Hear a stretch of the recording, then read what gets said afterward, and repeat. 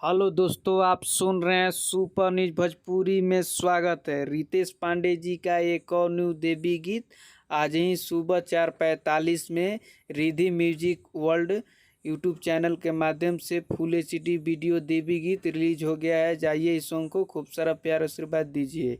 यानी कि इस सॉन्ग का टाइटल रखा गया है प्रसादी रूमाल में। बहुत ही ब्लॉकबस्टर सॉन्ग होने वाला है। सुबह 4:45 में 25 सितंबर को फुल एचडी वीडियो रिलीज कर दिया गया है। जाइए इस सॉन्ग को खूब सारा प्यार आशीर्वाद दीजिए।